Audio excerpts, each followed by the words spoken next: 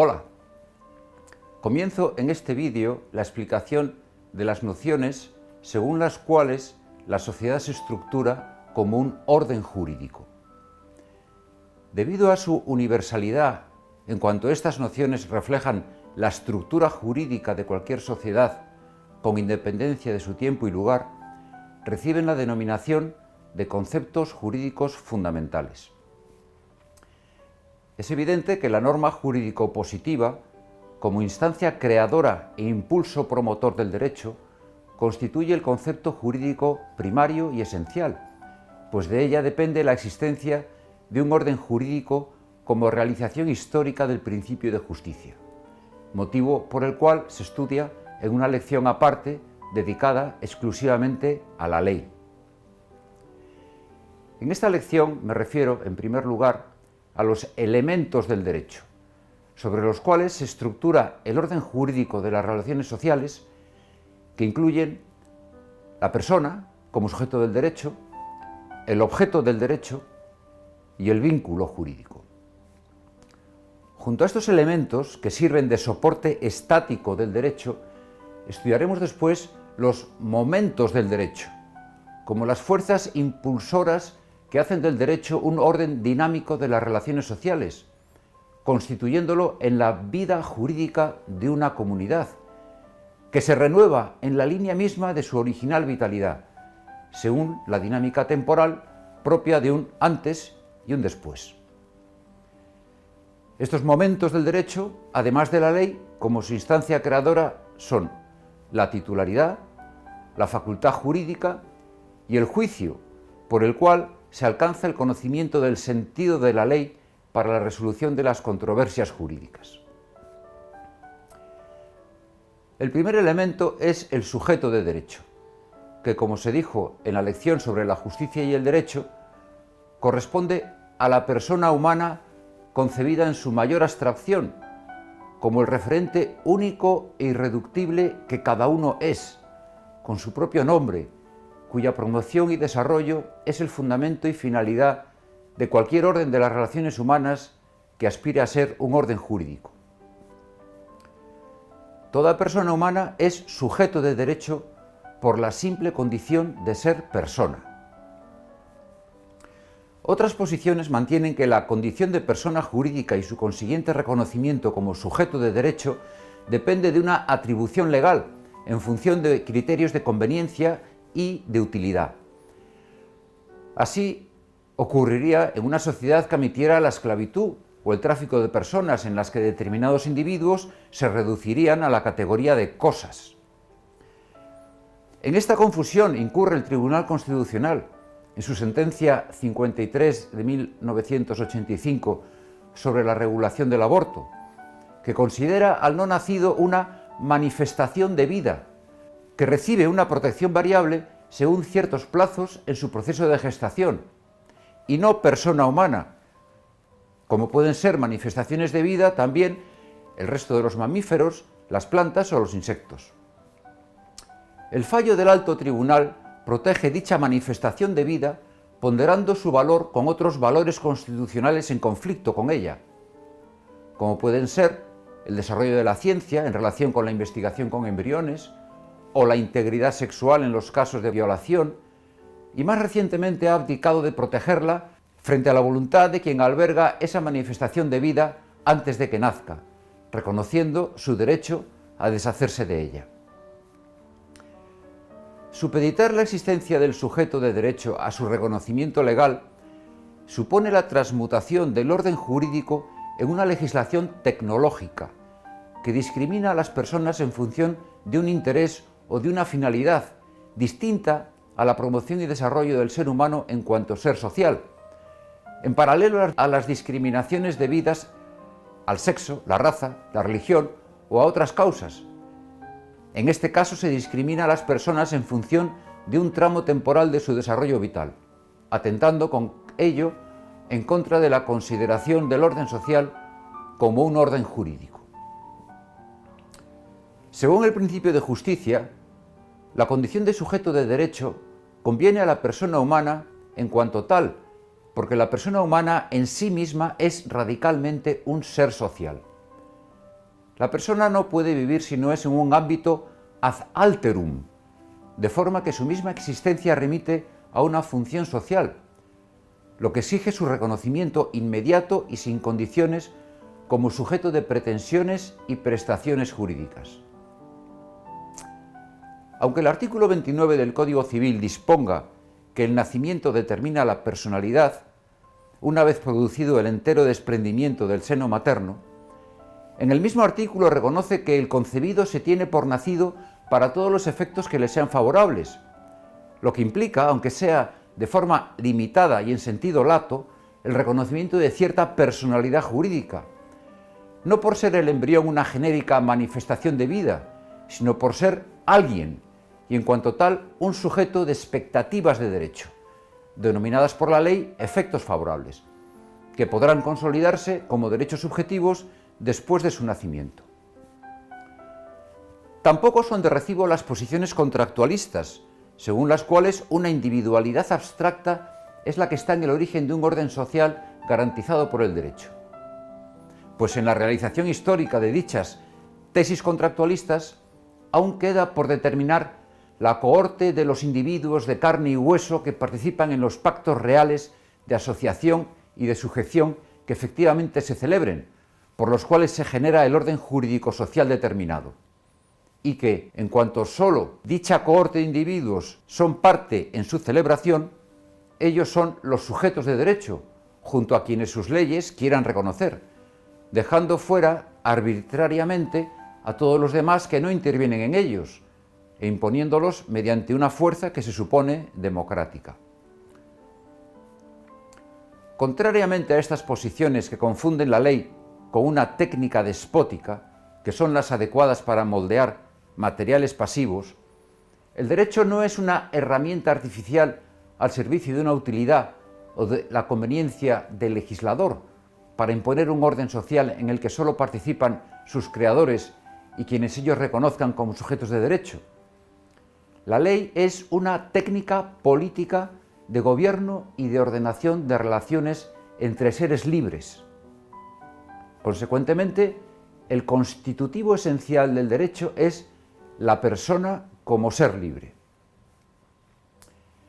El profesor Federico de Castro, en la parte general de su celebrada obra Derecho Civil de España, dice: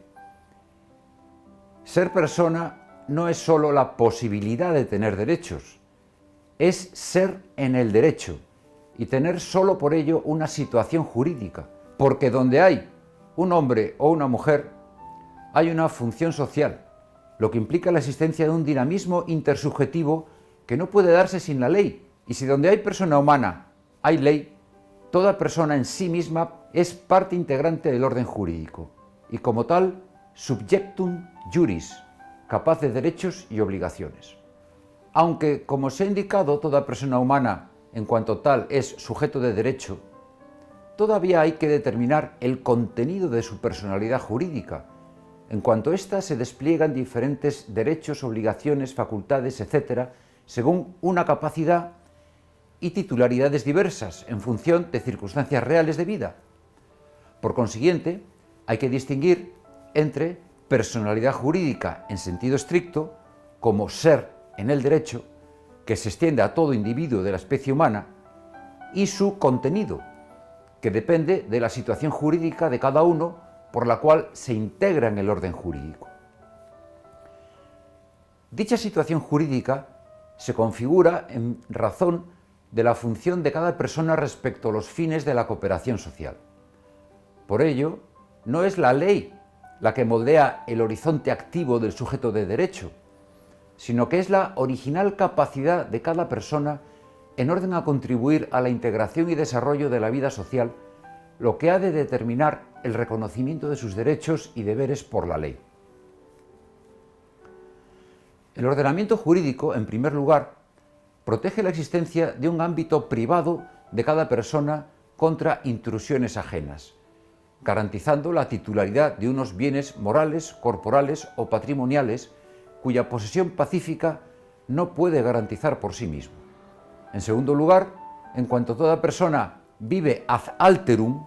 y ejerce una función social,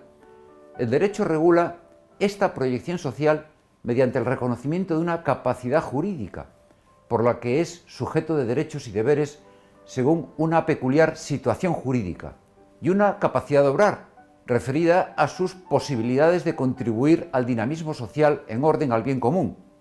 Capacidad jurídica y capacidad de obrar constituyen así el contenido de la personalidad jurídica, incluyendo en ella todas las situaciones jurídicas en las que se pueda encontrar cada persona en cuanto es sujeto de derecho. Este conjunto de situaciones jurídicas constituye el estatus jurídico de cada persona, como su modo de estar en el derecho reconocido y regulado por la ley.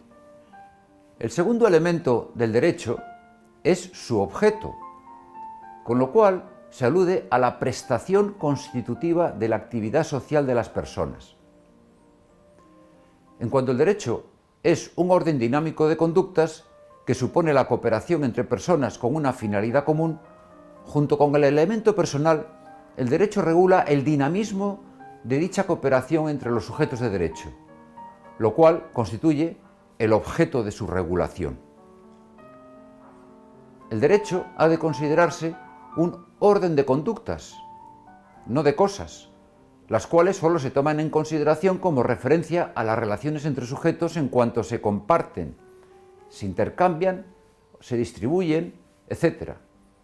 Así, el objeto de derecho es la prestación del sujeto en la forma de un derecho o de un deber, relativo a la actividad del sujeto en sus relaciones con otros sujetos. Si el derecho toma en consideración cosas, lo hace oblicuamente,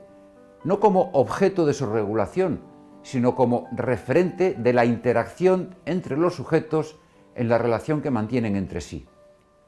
El tercer elemento del derecho, como se dijo, es el vínculo jurídico.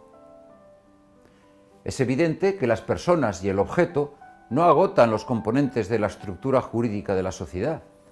ya que el derecho regula la intersubjetividad inherente a la existencia humana. En cuanto el derecho asume en su ámbito de vigencia una determinada conexión entre personas humanas, la convierte en una vinculación jurídica. Si el objeto del derecho es la prestación, esta no existe si no es relativa a un vínculo entre personas, a un modo de relacionarse entre ellas. La modulación jurídica de dicha relación es la que constituye el vínculo jurídico, en cuanto la ordena a los fines sociales de la cooperación. El vínculo define y da consistencia a la unidad de acción de los sujetos, constituida por prestaciones recíprocas traducidas en derechos y deberes, en orden al fin del derecho, que últimamente consiste en la promoción y desarrollo de las personas humanas, como ya se ha dicho. Antes de terminar la explicación de los elementos que estructuran y sustentan un orden social en cuanto constituye un orden jurídico, hay que referirse a la relación jurídica, que es la realización efectiva de dichos elementos en la que estos se sintetizan y reúnen. La relación jurídica se denomina a la interacción de las situaciones jurídicas de las personas como sujetos de derecho, conectándolas entre sí y haciéndolas reales, pues ninguna situación jurídica existe por sí misma si no está efectivamente referida a otra. Por ejemplo, el concepto abstracto de comprador cobra realidad como situación jurídica cuando alguien entra en una tienda a comprar algo y se encuentra con otra persona que es el vendedor, que tiene una situación jurídica que es complementaria con la del comprador. Esta conexión de situaciones jurídicas no existe antes de que se produzca el encuentro, que tiene lugar solo a iniciativa de los sujetos implicados en la relación. Con ello se aprecia que el objeto de la relación no es el bien comprado o cosa, sino la conducta debida de los sujetos, es decir, sus prestaciones recíprocas, el pago del precio y la entrega de la compra.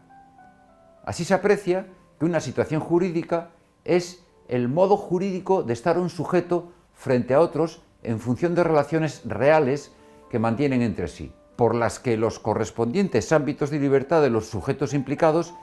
quedan acotados según los derechos y deberes correlativos que establece la ley. Esta concepción realista del derecho es refractaria al formalismo jurídico, que atribuye la existencia de los derechos y deberes que configura la compraventa a la regulación abstracta que hace la ley de esta figura jurídica.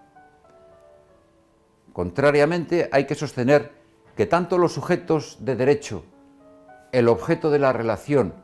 como el vínculo jurídico que se genera en el encuentro que tiene lugar en la tienda, con el fin común de intercambiar una mercancía por un precio, existen en la realidad, generando los derechos y deberes correspondientes en tanto que son conductas orientadas por la regulación legal, constituyendo prestaciones jurídicas. En la ley, el derecho solo se encuentra en sentido verbal, recibiendo dicha denominación por atribución analógica, como ya se dijo en un vídeo anterior. La relación entablada es jurídica,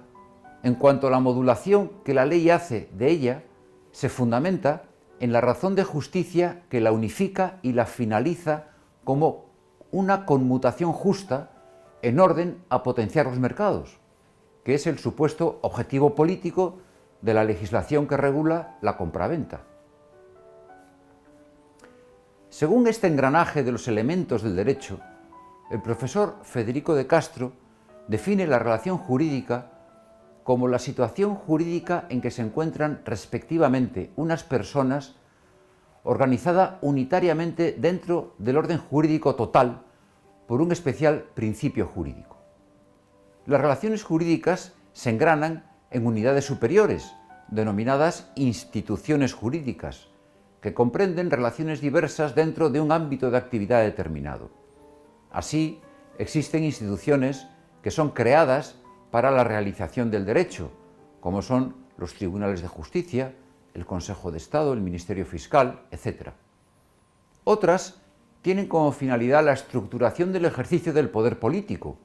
como el Parlamento o el Gobierno de la Nación,